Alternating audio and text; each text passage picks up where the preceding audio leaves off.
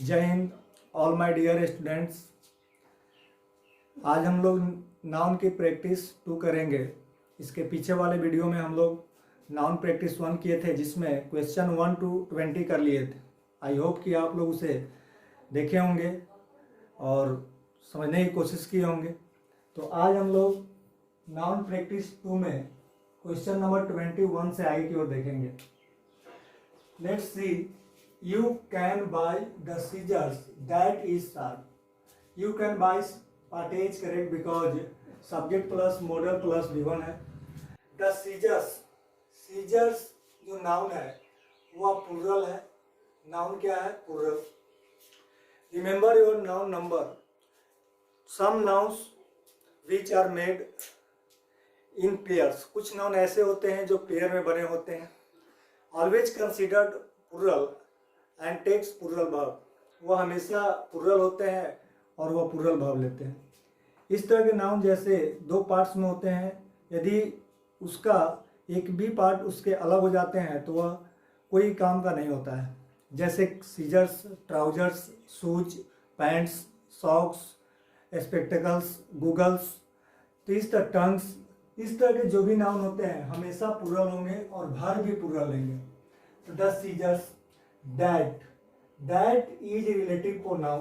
Relative pronoun is also called relative conjunction.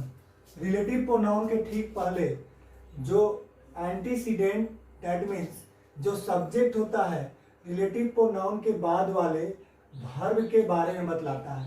relative pronoun का जो antecedent है, यदि आपका जो नाउन है प्लूरल है तो relative pronoun के बाद वाले जो verb होंगे वो भी क्या होना चाहिए? आपके वर्ब जो होंगे वो प्लूरल होना चाहिए। तो यहाँ पर रिलेटिव प्रोनाउन के पहले जो नाउन है वो प्लूरल है लेकिन वर्ब सिंगुलर है, इसलिए पार्ट बी आपका एरर है। तो remove is and put are in part B. Comes to the question number 22।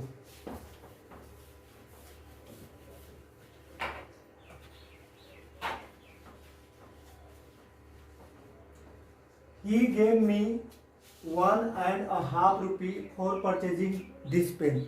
He gave me 1.5 rupee. Remember how to write fraction. Fraction को कैसे हम लोग लिखते हैं? फ्रैक्शन जो पॉइंट में हम लोग बोलते हैं, जैसे हाफ, क्वार्टर, डेढ़, पौने दो, इस तरह से जो बोलते हैं उसे इंग्लिश ग्रामर की भाषा में कैसे लिखी जाती है समझने की प्रयास कीजिएगा। जैसे मान लीजिए हम लोग यहाँ पे भी बात करते हैं 1.5, ही गेव मी, उसने दिया। Part A is correct but part B is 1.5 rupee, that means 1.5, ₹1.5। ₹1.5 का लिखना के लिए क्या यह सही है? तो चेक करते हैं। आपके जो यहाँ पे होंगे डिजिट दैट मीन्स फिगर 1 2 3 जो भी हो, digit plus you can right here noun plus and plus fraction के लिए हाफ या क्वार्टर के लिए क्वार्टर आप लिख सकते हैं। तो पहला आप इस वे में लिख सकते हैं, फर्स्ट वे आप इस वे में लिख सकते हैं। जैसे आप लिख सकते हैं ₹1.5 यदि लिखना है इसको लिख सकते हैं 1 चूंकि सिंगुलर है, यदि यह सिंगुलर रहेगा तो ये नाउन होंगे सिंगुलर, यदि यह प्लूरल होगा तो ये नाउन होंगे जो प्लूरल होंगे। इस तरह से 1 सिंगुलर है इसलिए यहाँ पे 1 rupee and half, this is correct, ₹1.5। Second way आप इस तरह से लिख सकते हैं कि यदि हम लोग, आप डिजिट को लिखिए, digit plus you can write then and then after half, half के लिए हाफ या quarter plus noun. Remember here noun is always plural because there is and plus and के पहले भी एक नाउन है, बाद में भी है, इसलिए हमेशा ये जो नाउन होंगे वह प्लूरल होंगे, इसलिए यहाँ का जो नाउन होगा वह प्लूरल। इस तरह से यदि डेढ़ को लिखना चाहते हैं ₹1.5 तो ₹1.5 को आप लोग इस तरह से लिख सकते हैं। इस तरह से लिख सकते हैं 1 and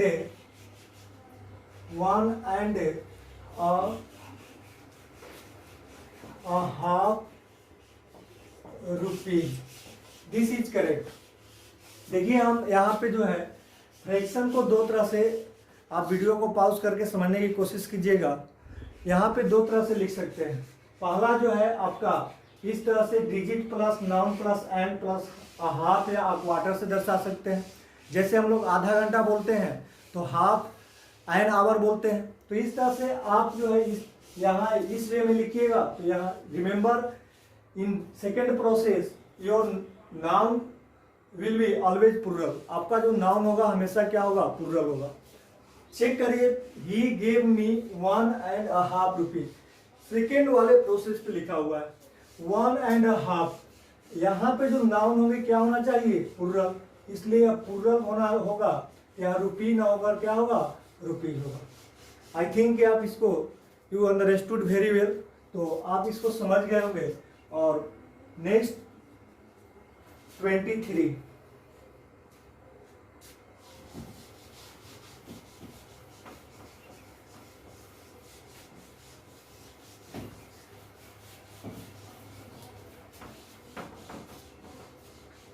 the book being written in simple language is suitable for children as it contains many good advices.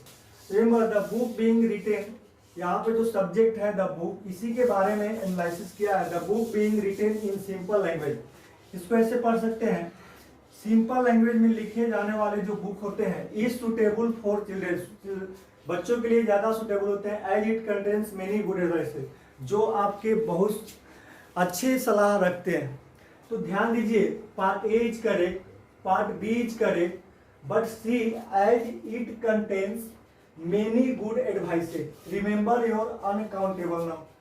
Uncountable noun cannot be changed in plural form.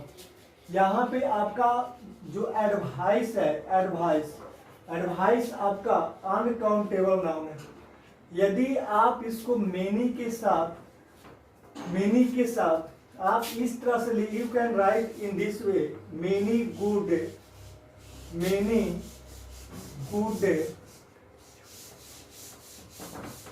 pieces of advice. So you can write many good pieces of advice. तो यहाँ पे जो है advices नहीं होगा, आप इस तरह से लिख सकते हैं many good pieces of advice. तो part C is incorrect. Come to the part 24।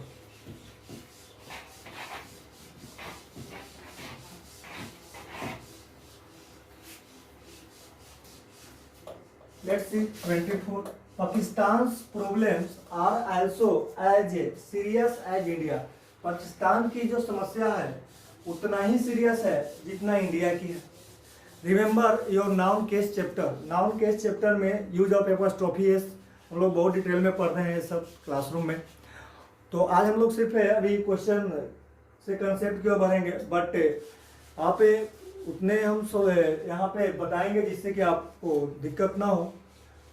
तो Pakistan problems are also as serious as India. देखिए पाकिस्तान की समस्याएं जनरली जो एपोस्ट्रोफी एस और एपोस्ट्रोफी का जो हम लोग यूज किए थे लिविंग के लिए किए थे, राम के पिता राम्स फादर, मोहन के पिता मोहन्स फादर।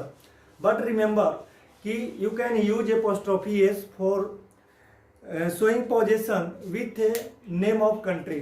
आप देश के नाम के साथ भी आप एपोस्ट्रोफी एस का प्रयोग कर सकते हैं।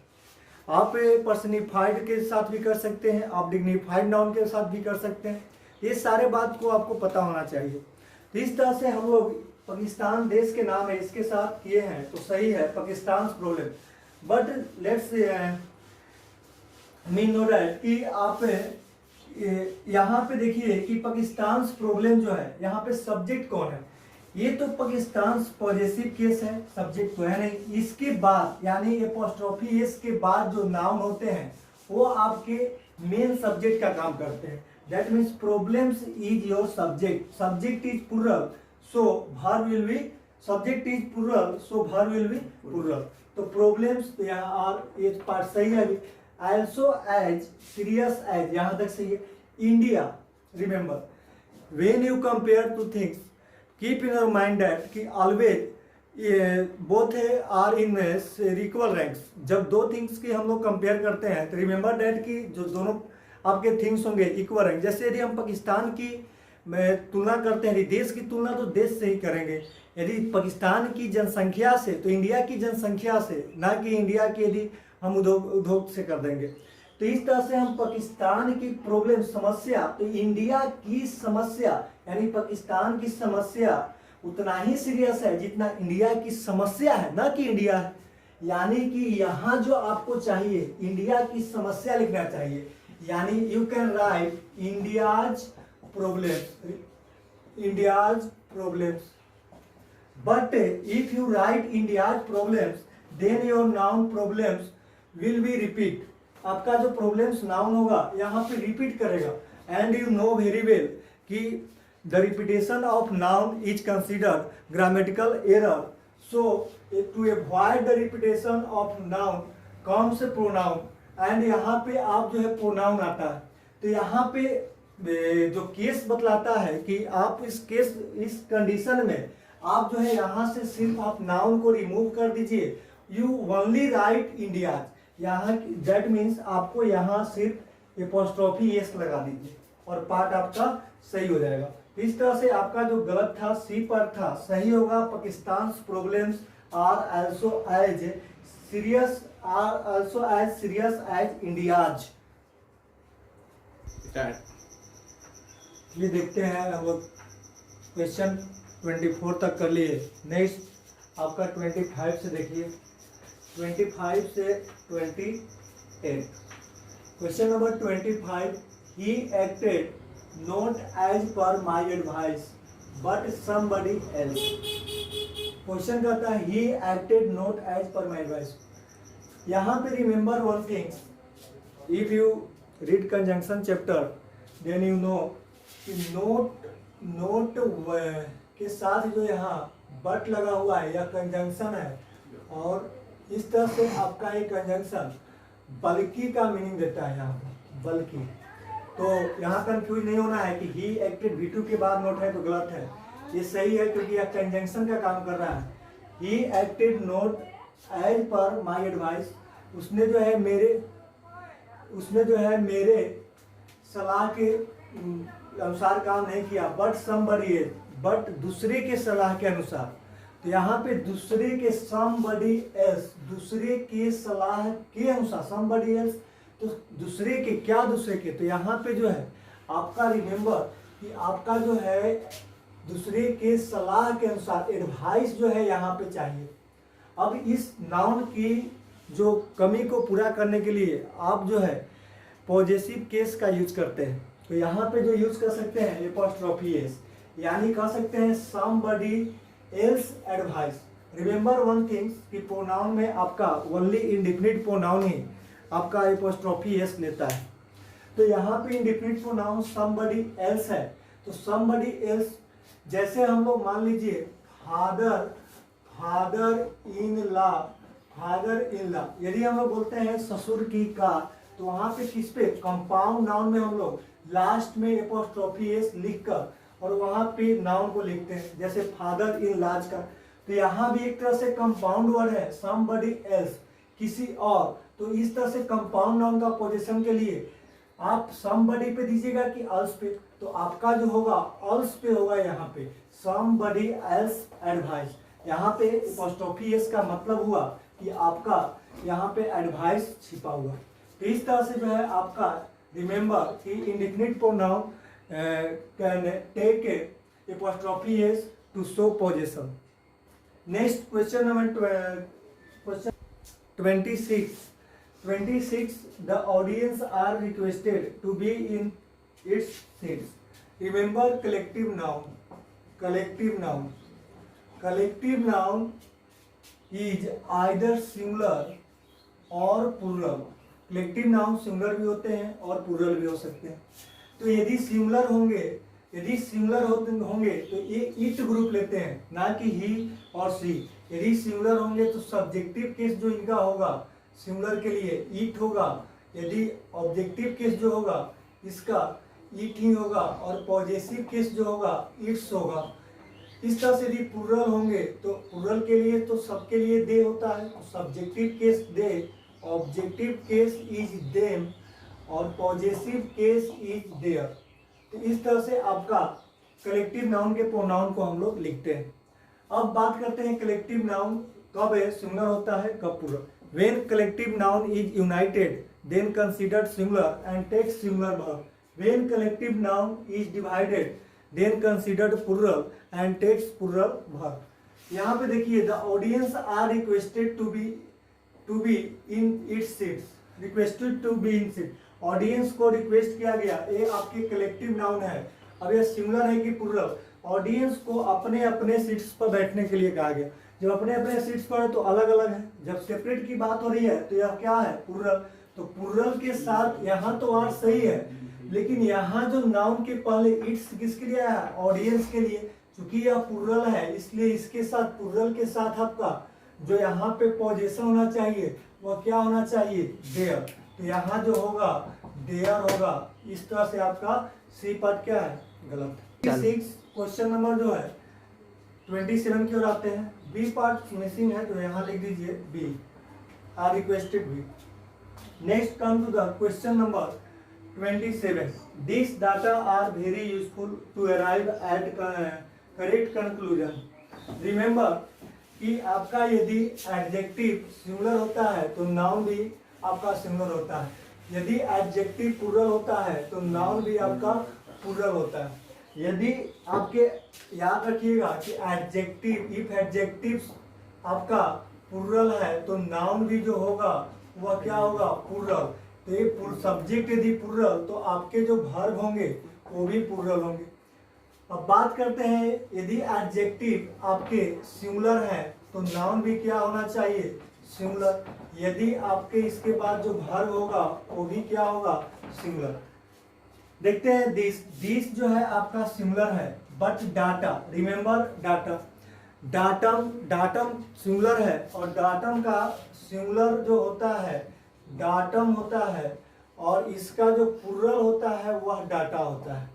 जैसे मीडियम सिंगुलर है बट इसका प्लूरल होता है मीडिया। जैसे मान लीजिए इस तरह से देख रहे हैं एजेंडम का एजेंडा प्लूरल है, तो यहाँ तो सिंगुलर है बट ए प्लूरल है और वर्ब क्या है? प्लूरल। तो यहाँ पे जो गलत है, यहाँ पे अरेंजमेंट गलत है। तो इस तरह से ये दो प्लूरल है तो इसको दिस को क्या करना पड़ेगा? आपको दीज करना पड़ेगा। तो ये पार्ट गलत है, ये प्लूरल लिखना पड़ेगा। Part A is incorrect and your answer is part A. Comes to the question number 28. One of my friends told me that his brother-in-law's shop would be at Chandni Chowk in Delhi. देखिए यहाँ पे question को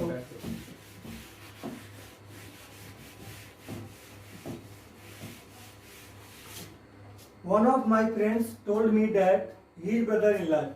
देखिए remember one thing, जब भी selection की बात होती है तो जो आपके सिलेक्शन के लिए जो नाउन या प्रोनाउन होते हैं ये जो आपके यहाँ जो होंगे उसके बाद आपके ऑफ आते हैं।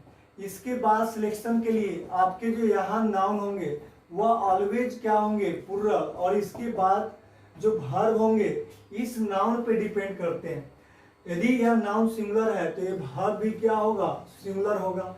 यदि यह नाउन यदि प्लूरल है तो ये जो वर्ब होंगे वह क्या होंगे? प्लूरल होंगे।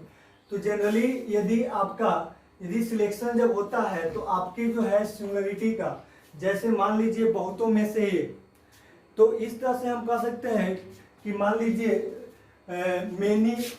मेनी ऑफ द स्टूडेंट्स, ये तो प्लूरल है तो यहाँ प्लूरल हो जाएगा। तो इस तरह से आप जब भी ध्यान रखिए, बट वन क्या है? सिंगुलर। जब वन की बात करें तो वन ऑफ के बाद नाउन तो प्लूरल होगा सिलेक्शन के लिए, बट इसके बाद जो वर्ब होंगे वह singular. One of my friend told me, बहुतों दोस्तों में से एक ने मुझे कहा कि that his brother in law, देखिए पोजीशन के लिए कंपाउंड नाउन पे लास्ट दिया हुआ है, सही है। His brother in law shop, दुकान, उसके ब्रदर इन लॉ की शॉप जो है दुकान, would be at Chandni Chowk in Delhi, would be कहाँ होगा, तो एट चांदनी चौक इन दिल्ली में हो। तो इस तरह से यहाँ आप ये भी प्रीपोजिशन के जानते हैं कि स्मॉल प्लेस के साथ एट आया है, सही है, और इससे बड़े प्लेस के साथ इन आया है बिफोर बिग प्लेस। बट यहाँ ध्यान दीजिए कि जो दिया हुआ है part A is correct, part B is correct, part C is correct, then your answer is no error. इस तरह से रिमेंबर वन थिंग्स ऑलवेज कि आपके जिस सेंटेंस में नो एरर होते हैं उसमें आप स्टूडेंट्स को ज़्यादा कठिनाइयों का सामना करना पड़ता है। तो सारे कंसेप्ट को आपको पता होने के साथ आप अपने कॉन्फिडेंस से उस नो एरर के पास है, क्योंकि वो भी आपका एक ऑप्शन ही, तो उस तरह से आप उसके पास पहुंच सकते हैं। चलिए नेक्स्ट 29 देखिए, अब हम लोग नेक्स्ट 29 को देखेंगे।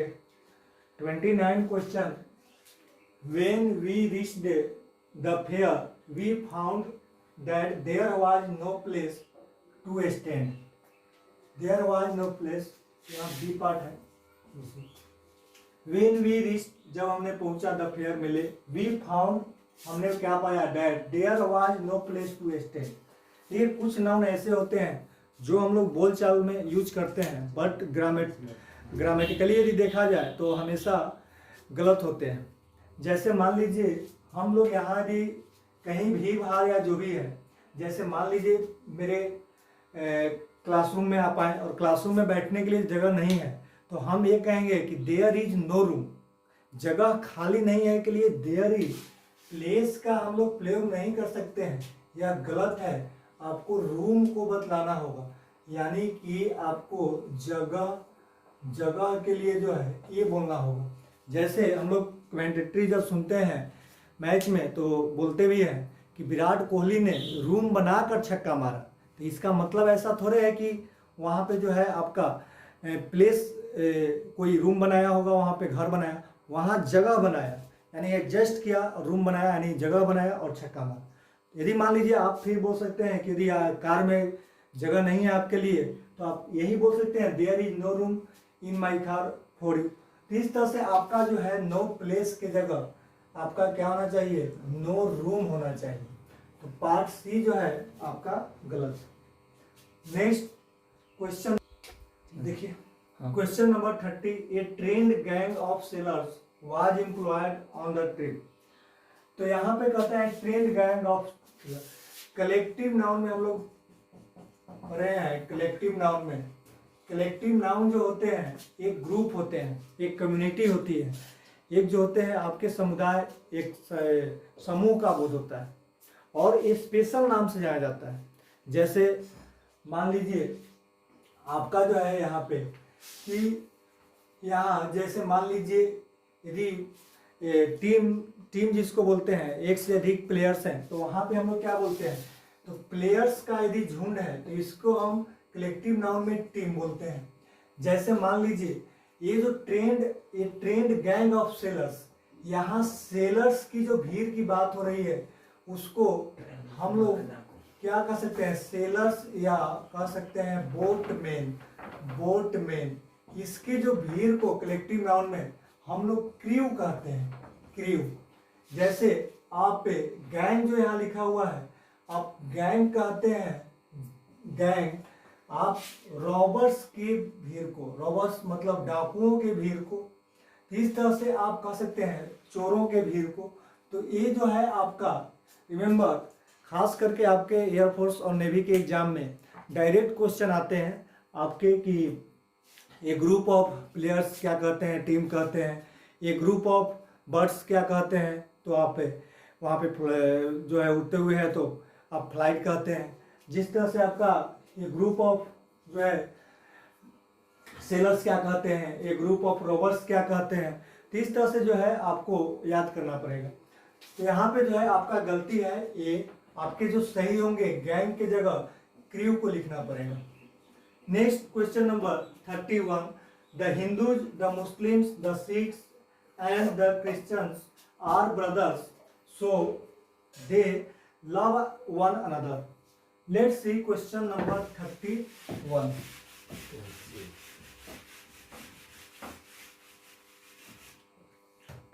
देखिए the Hindus, the Muslims, the Sikhs, यहाँ पे जो है एक कम्युनिटी की, आपके कम्युनिटी के जो है आप द हिंदू एक समुदाय के, मुस्लिम, सिख और क्रिश्चियन, ये जो है आपस में क्या है, भाई के भाई, मतलब भाईचारा को बतला रहे हैं।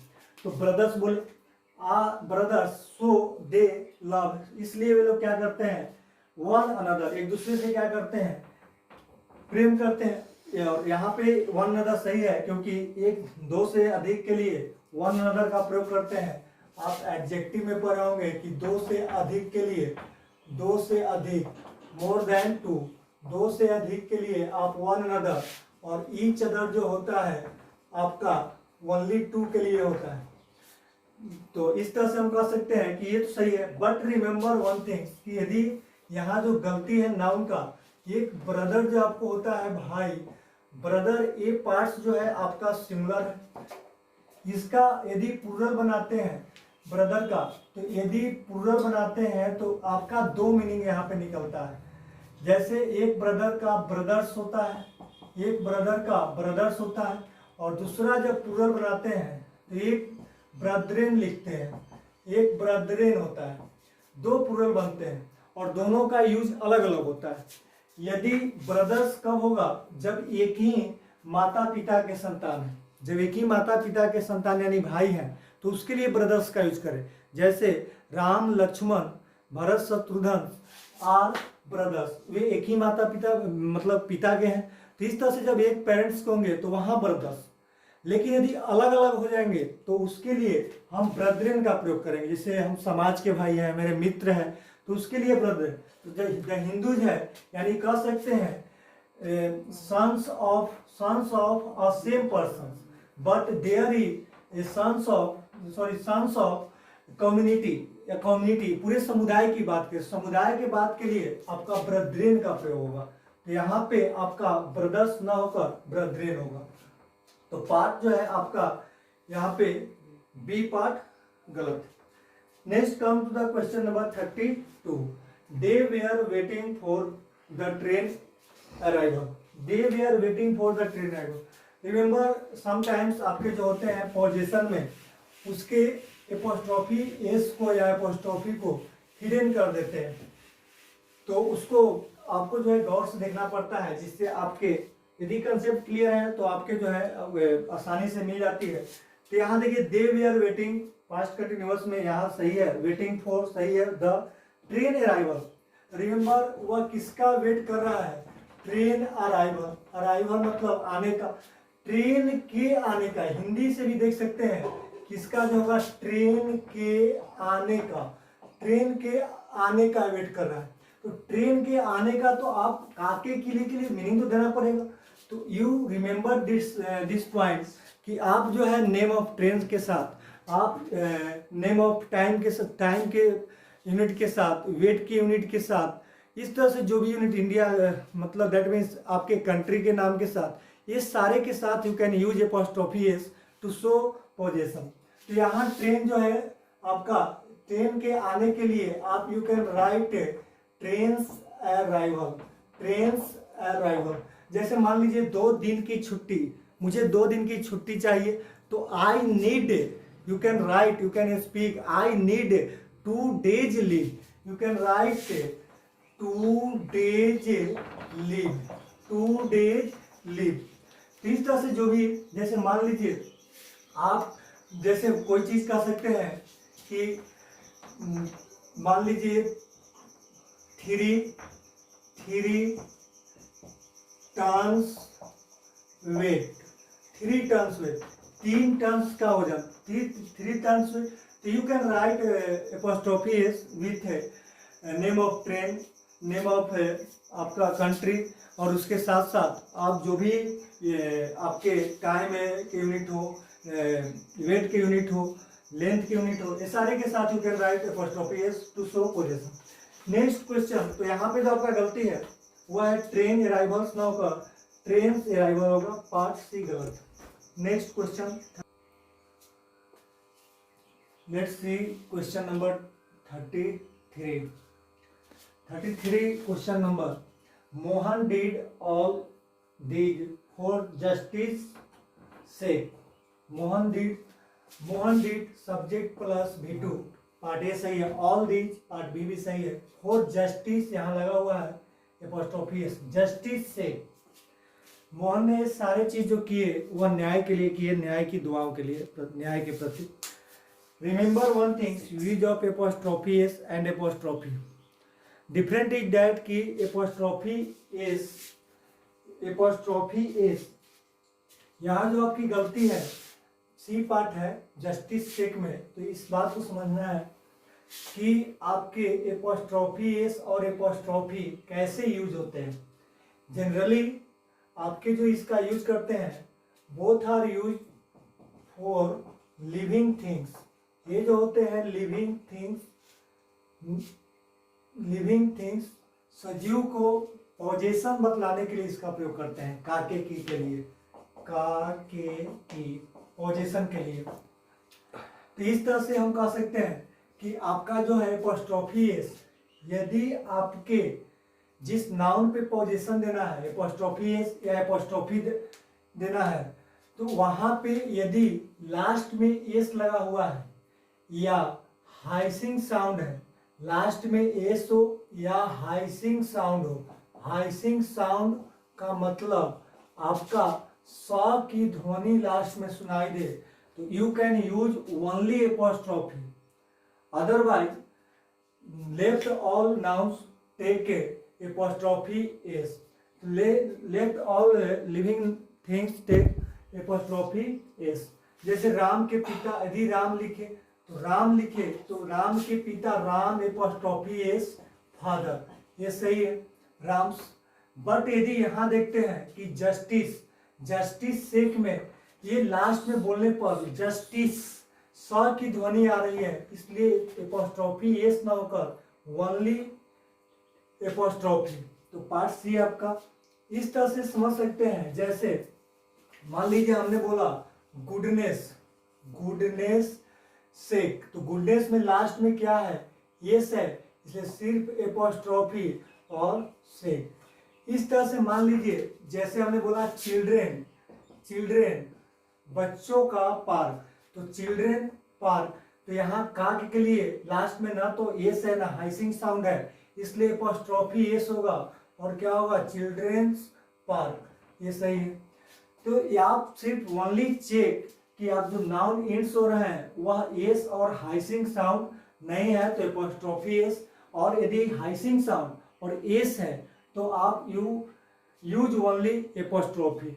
जैसे मान लीजिए हमने बोला कि बॉयज लड़कों का हॉस्टल, तो बॉयज लास्ट में एस है, सिर्फ एपोस्ट्रोफी और क्या होगा हॉस्टल। तो I think you understood this very well कि how to identify apostrophe S and apostrophe. तो इस तरह से बहुत स्मॉल डिफरेंस है और उसको समझना है। Next come to the question number 34।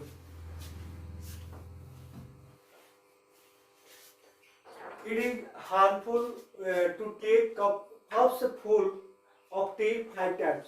यदि एक दिन में 5 बार यदि कप भरे हुए कप चाय लेते हैं तो वह आपके क्या होंगे हानिकारक होंगे। देखिए it is harmful to take part A सही है, कप्स फुल। रिमेंबर इस क्वेश्चन के पहले भी हम लोग कंपाउंड नाउन के बारे में बात किए थे। यदि कंपाउंड नाउन यदि फुल से आपका एंड्स करता है, जैसे मान लीजिए आपका आ रहा है कप फुल, आपके कप भरा हुआ, हैंड फुल आपके मुट्ठी भर, स्पून फुल चम्मच भर, ये आपके क्या है सिंगुलर है। यदि if you want to make plural form then you use only S at last, that means after full. जैसे if you want to write the plural form of cup full, they are cup fulls is hand fulls, spoon fulls। तो इस तरह से आपका plural बनता है। तो compound noun, how to make plural form of compound noun, तो हम लोग बात किए थे कि फुल लगाओ तो लास्ट में ओनली एस ऐड करते हैं। यदि आपके कंपाउंड नाउन हाइपन से जो डिवाइडेड होते हैं तो उसमें मेन पार्ट को देखते हैं, जैसे फादर इन लॉ तो फादर्स इन लॉ। तो इस तरह से आपका जो यहाँ गलती है वो आपका कप से फुल कप में न लगकर आपका जो है फूल में लगेगा। तो ये पार्ट बी गलत। Next come the question number 35। The due should be paid by the students on time to avoid late fine. बच्चों के द्वारा, छात्रों के द्वारा जो ड्यूज होते हैं बकाया, वह टाइम पे देना चाहिए ताकि जो है फाइन से बच सके।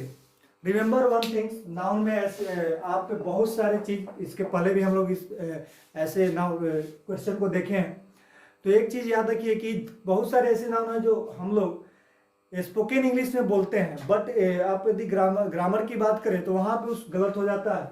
और यदि बारीकी से देखा जाए तो ड्यू जो है यहाँ पे एडजेक्टिव का जनरली काम। Due respect, I need due respect, I need due respect, due का मतलब जो सिंगुलर है तो यहाँ पे उचित हो रहा है, उपयुक्त उपयुक्त उपयुक्त। लेकिन यदि ये सिंगुलर है, इसी को यदि हम प्लूरल बनाते हैं ड्यूज, तो ड्यूज हुआ। तो ड्यूज का मतलब होता है बकाया राशि। ड्यूज का मतलब होता है बकाया राशि। The due should be paid, due तो मतलब क्या हुआ, उचित पेड करना है, नहीं, आपको बकाया राशि जो है टाइम पे पेड करना चाहिए। तो इस तरह से जो आपके करेक्शन होंगे पार्ट ए में होंगे और आपके ड्यू ना होकर क्या होगा, ड्यूज होगा।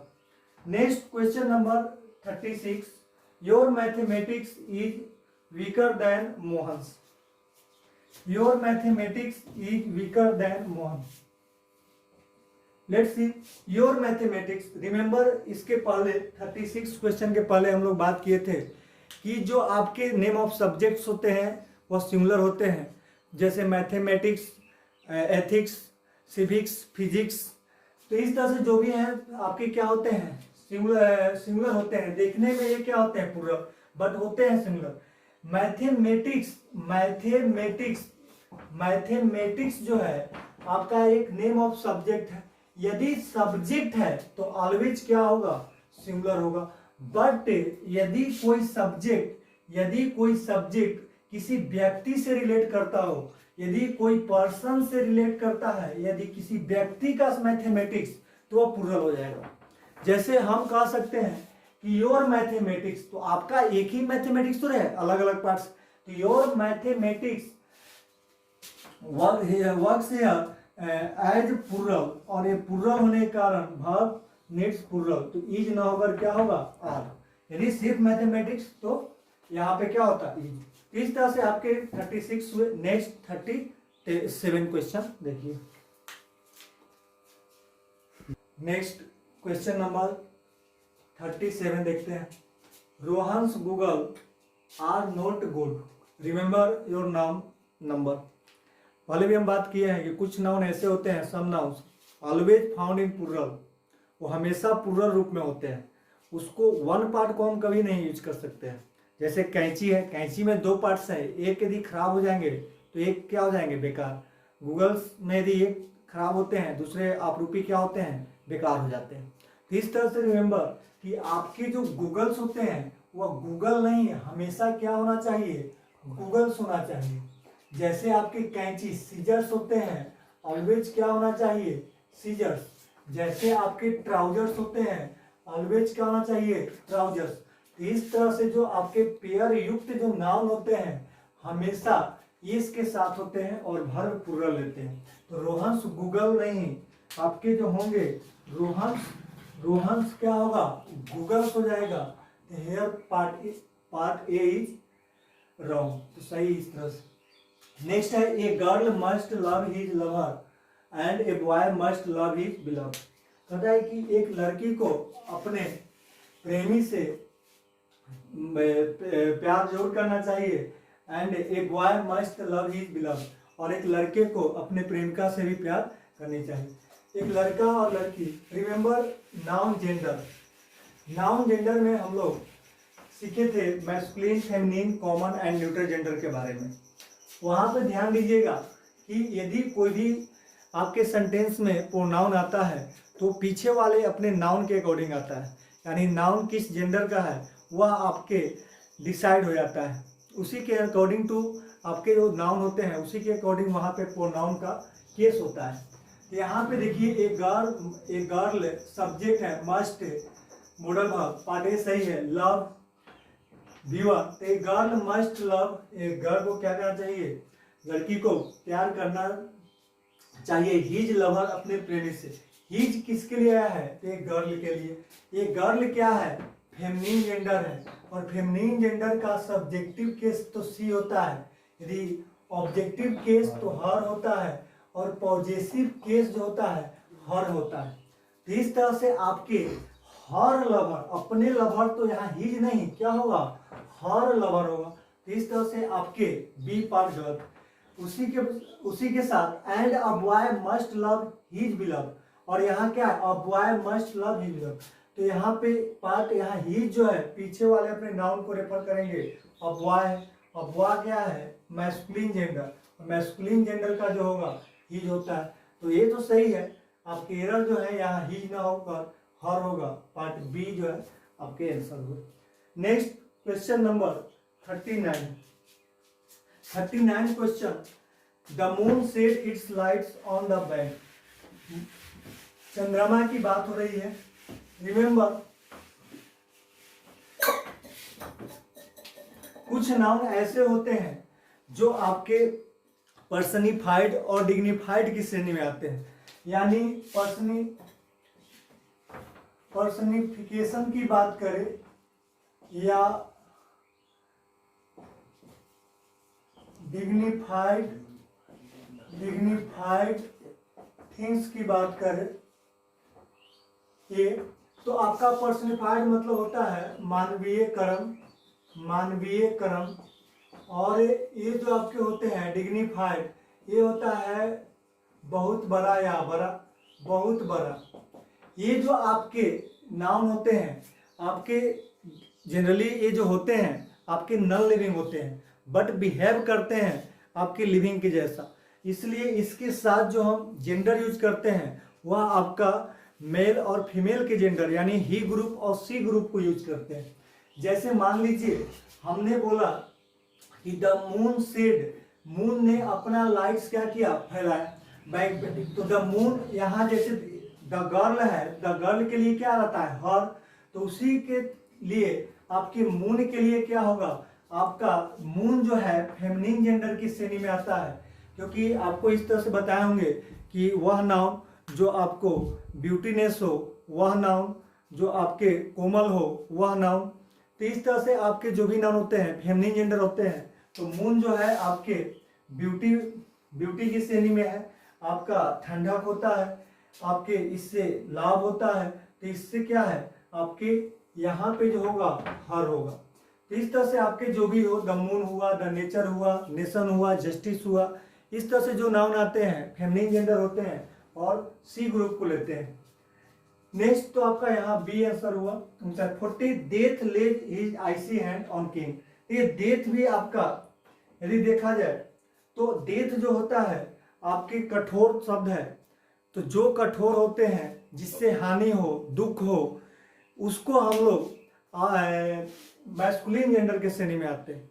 जैसे आपके डेथ हुए, सन हुआ, ओशियन हुआ, इस तरह से जो भी हैं आपके मैस्कुलिन जेंडर होंगे, और मैस्कुलिन जेंडर होंगे तो आपका क्या होगा, ही ग्रुप। जैसे राम के लिए ही जाएगा, उसी तरह डेथ के लिए क्या आएगा, यहाँ पे है ही, death lays his icy hand on king. तो इस तरह से जो है आपका यहाँ नो एरर है, masculine gender no error. Next question number 40।